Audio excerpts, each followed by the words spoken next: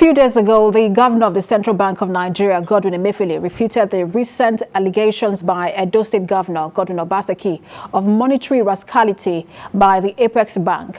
Mr. Obaseki had alleged that the federal government printed an additional 50 to 60 billion naira to top allocations to states in March, in addition to borrowing.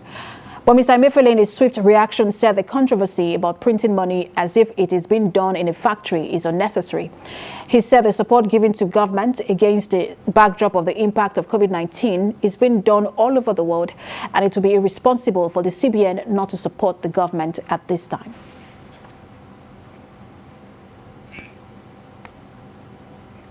Let's bring an expert view on this development as we have joining us live from the United Kingdom via Skype, a financial analyst, Benga Unifade. Good to have you join us.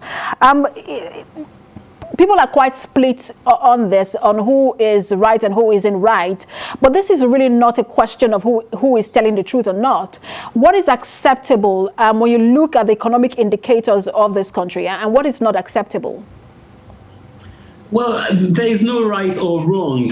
What the Central Bank of Nigeria's government, or the CBN governor, is trying to do is it's absolutely very normal. It's called quantitative easing, and this is actually being done in order to effectively stabilize an economy. So most of the time, when you've got an economy in dire straits, things are bad, people have lost their jobs, businesses are closing down. The next thing you want to do is, of course, you want to borrow, but where do you borrow from right now? The whole world is more or less in a state of where everyone is trying to protect the little they've got. So, of course, you will be forced to borrow against yourselves, which is what the CBN governor is trying to do right now. But on the other hand, if you look at what Obaseki is saying, this is an economy that is struggling.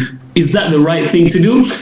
You can't really blame both of them, really, because the government is struggling. There's nothing, we're talking about a dwindling resources. So where do you get this money from? So both of them's got, they've got a say in this game, yes. But when you look at the statement from the CBN governor, where he said this is being done all over the world, do you just print money let's assume, because let's assume that this was done, but do you just print money just to print money, or you print money to boost infrastructure? What is the right thing? That's why I asked, what is acceptable?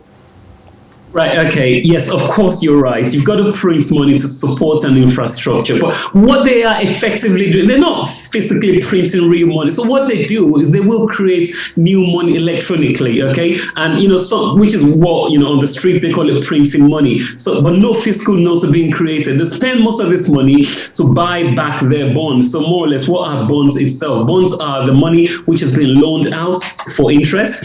So they buy it back to support the economy. Unfortunately, it doesn't favor the poor masses. It favors because it drives up prices, increases already in inflation. But yes, you should be supporting an infrastructure. But what do we have? Of course, we do have infrastructure problems in Nigeria. Where do we get the money to support that from? And of course, we've got an economy which is relying heavily on dwindling oil, for example, dwindling prices. So this is an economy on its knees.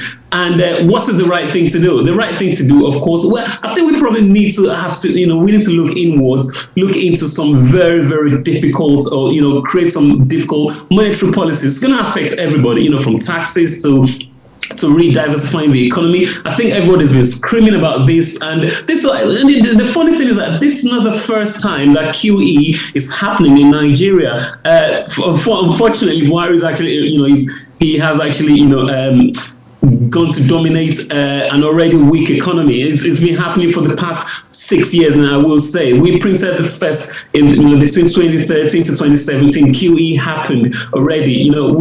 What Nigeria actually has, again, we have a small pot. We call it the TSA, the Treasury site assets, and that's where all the funds get into. Yes, sorry? The Treasury single account.